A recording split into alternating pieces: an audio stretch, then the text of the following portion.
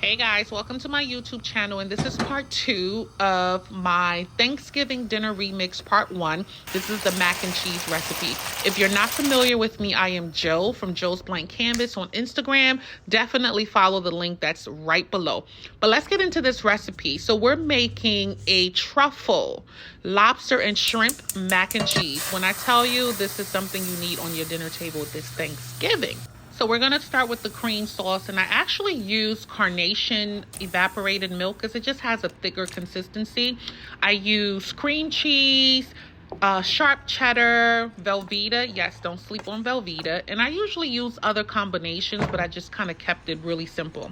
For the seasonings, I had, of course, the truffle and, of course, salt and pepper. Just really simple.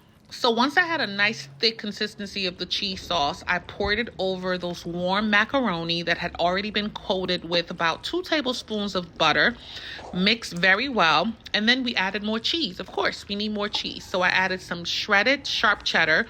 And then Kraft also has the mac and cheese melt mixture that was perfect for this recipe as well. Okay, so if you're a seafood lover, this is your favorite part.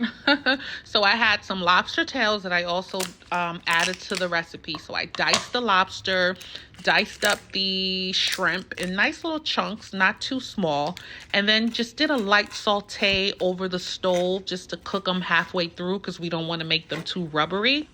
So yeah, we did that in a little bit of butter over the stove, sauteed them really nicely, and then added some seasoning because you want them to have some flavor. So like a little bit of salt, pepper, and of course, you know, that black garlic flake that I got from Trader Joe's. It got into this recipe as well. Okay, now it's time to kind of put this dish together. So we started with a layer of the creamy mac and cheese. Just make sure you put a nice thick coating on the bottom because that's your base. And make sure you spread it evenly. Add some cheese. You want to add as much cheese as you want to add. This is where you can kind of go crazy.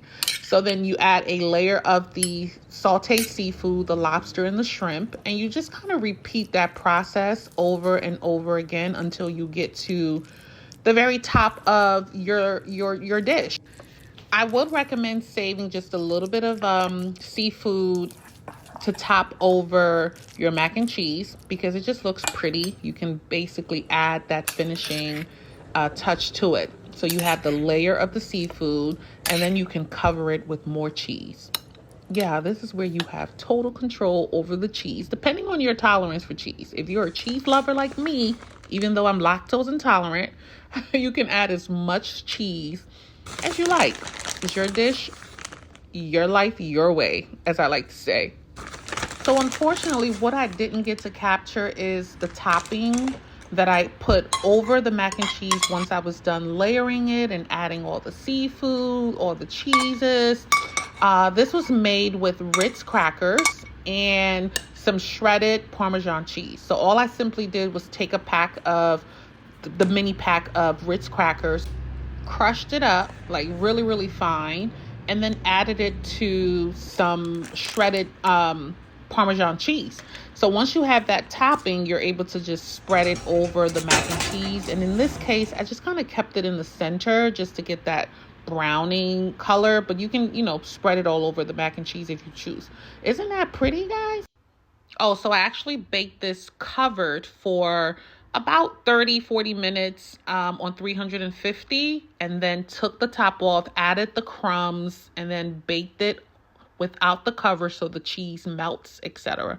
But guys, let me know in the comments if you're gonna try this and if you actually enjoy this dish, because all I'm trying to do is share some of my recipes with you, and I really hope that you enjoy them and that you actually try them. So again, I hope you love it. Thank you so much. Bye guys.